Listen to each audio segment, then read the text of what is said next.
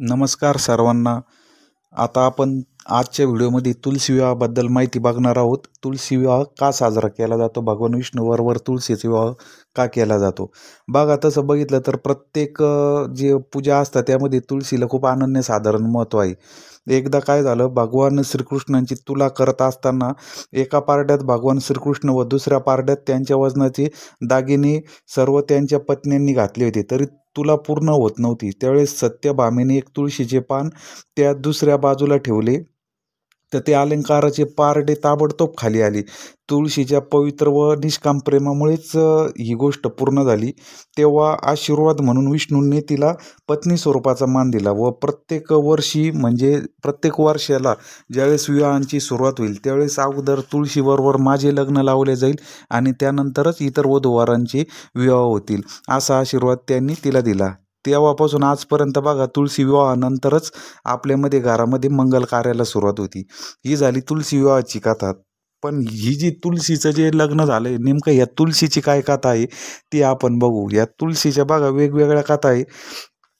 पहिलं जर बघितलं तर जलंधर नावाचा एक पराक्रमी राक्षस आपल्या पृथ्वीतलावर होऊन गेला. तो देवतांना अजय होऊन बसला होता, त्याचा पराभवच होत नव्हता. त्यावेळेस देवते भगवान विष्णूंना शरण गेले की आमचं सगळं वैभव गेलंय, तुम्ही काहीतरी मार्ग काढा.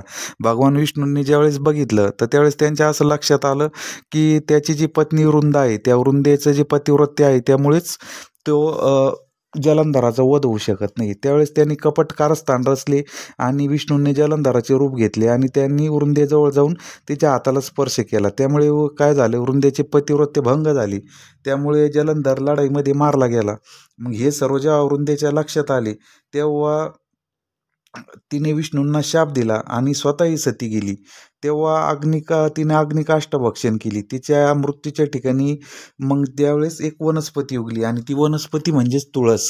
मग विष्णूंनी तिला एक वरदान दिलं की तू मला प्रिय होशील, म्हणून विष्णूंना तुळस ही प्रिय आहे. ही एक कथा आहे. त्याच्यानंतर द्वापार युगातली दुसरी एक घटना अशी आहे की श्रीकृष्ण अवतार जेव्हा झाला त्यावेळेस वृंदेने रुक्मिणीहून श्रीकृष्णाचा कार्तिक शुद्ध द्वादशीस लग्न केलं. त्यावेळेसपासून तुळशी विवाहाला समारंभ प्रचारात आला असं पण म्हटलं जातं. आता पुढची अजून एक तिसरी कथा एक बघू आपण. समुद्र मंथनामध्ये जेव्हा अमृत निघाले तेव्हा त्याचे थेंब काही पृथ्वीवर पडले होते आणि त्या थेंबामधूनच तुळशीचा जन्म झाला असं पण सांगितलं जातं. आणि या तुळशीला ब्रह्मदेवांनी विष्णूला अर्पण केली, ही एक कथा आहे.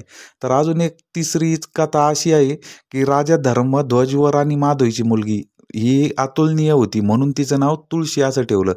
आणि तिने मग ज्यावेळेस ती उपवर झाली, तिचा लग्नाचा विषय आला, त्यावेळेस गणपतीबद्दल तिला प्रेम वाटू लागलं बा, भगवान गणपतीबद्दल. तिने हिच्या गणपतीबरोबर प्रकट केली, पण गणपती देवतांनी तिला नाही म्हणून सांगितले. त्यामुळे क्रोधित झालेल्या तुलसीने गणपतींना शाप दिला की तुला दोन बायका होतील बा. तर बघा, रिद्धी आणि सिद्धी या गणपतीच्या दोन बायका आहेत. तर हे ऐकल्यानंतर गणपतीने सुद्धा तुळशीला शाप दिला होता की तुला एका राक्षसाबरोबर लग्न करावं लागेल, असा तिला शाप दिला होता. त्यानंतर तिला खूप राग आला. त्यावेळेस तिने बद्रिकावनात तप सुरुवात केली विष्णू प्राप्तीसाठी. तिला पूर्वजन्मीची आपली कथा आठवली की ती तुळस होती, म्हणून विष्णू प्राप्तीसाठी तिनं तप सुरुवात केली.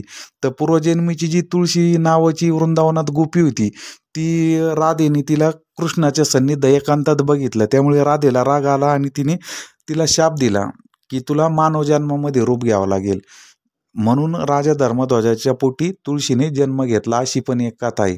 मग त्यानंतर बघा, ही तुळशीनं तप केल्यानंतर ब्रह्मदेव तिला प्रसन्न झाले. ब्रह्मदेव प्रसन्न झाल्यानंतर ब्रह्मदेवाने तिला सांगितले की शंखचूड नावाचा जो आत्ताचा राक्षस आहे तो पृथ्वीवर एक गोप होता पूर्वी जन्मात, त्याचं तुझ्यावर प्रेम होते, पण ते त्या जन्मात शक्य झाले नाही. तू जर आता या जन्मात त्याच्याशी जर लग्न केले तर तुला विष्णू प्राप्ती होईल. मग तिने पण ते मान्य केले आणि तिने शंखचूडाशी लग्न केले. शंखचूडाशी विवाह केल्यानंतर ती आपल्या पतिव्रत्य धर्माने राहू लागली. पुढे शंखचूडाशी दैवतांशी वैर झाले आणि त्याने सर्व दैवतांना जिंकून घेतले. त्याचा पराभव कोणालाही शक्य होईना. तेव्हा भगवान विष्णूंनी कपट रचून शंखचूडाच्या रूपात जाऊन तुळशीचे पतिव्रत्य भंग केले. त्यामुळे शंखचूड मारला गेला. तेव्हा तिने विष्णूला शाप दिला की तू पाषाण होशील, तू माझं शीलभंग केलंय म्हणून तू पाषाण होशील. तेव्हा विष्णूंनी तिला आठवण करून दिली की तू माझ्या प्राप्तीसाठीच हे सर्व केलेले आहे. आता मी तुझ्यावर प्रसन्न झालेलो आहे आणि आता तुला एक दिव्य देह मिळेल आणि या देहातून तुझा जो देह आहे तडकलेला देह, त्याच्या शरीरातून एक गंडकी नावाची नदी निर्माण होईल आणि मी गंडकीच्या तीरावर शालिग्राम नावाचा पाषाण होईल असे तिला वरदान दिले. आणि या पाषाणालाच तुझे रूप समजून म्हणजे तुळशीचे रूप समजून मला एक एक पान वाहतील आणि तुझा जो पती आता मारला गेलाय तोच शंखचूड नावाचा राक्षस माझ्या पुढं शंख होऊन माझ्या पूजेमध्ये तो सामील होईल असं तिला वरदान दिलं. आणि तुला मला लक्ष्मी जितकी प्रिय आहे तेवढीच तू प्रिय असशील असं तुळशीला भगवान विष्णूंनी वरदान दिले. अशी ही तुळशी मातेची कथा आहे. तेव्हापासून भगवान विष्णूंना तुळस अतिशय प्रिय आहे असे मानले जातात. आणि प्रत्येक आपण बघा पूजामध्ये भगवान विष्णूंना किंवा इतर देवतांनाही फक्त गणपतीला कधीच तुळस वाहत नाही.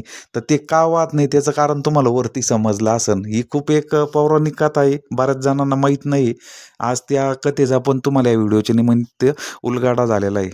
त्याच्यानंतर बघा तुळशीचं अजून एक दुसरं सांगायचं म्हणजे औषधी आहे तुळस खूप. तिच्या सेवनाने सर्दी खोकला या असे आजार नाहीसे होतात. तसेच अनेक आयुर्वेदिक औषधामध्ये औषधी म्हणून तुळशीचा वापर केला जातो. तुळस सगळ्यात जास्त आपल्याला ऑक्सिजन पुरवते पृथ्वीवर. 24 तास तुळशीचं झाडे ऑक्सिजन पुरवित असतात.